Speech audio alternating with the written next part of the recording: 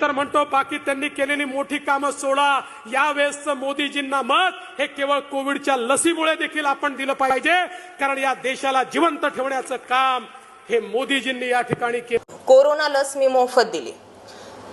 Devendra फडणवीसांचं statement आहे की तुमचे जीव वाचवलेत, मोफत लस दिली आहे, तुम्ही आता आम्हाला मतदान करा.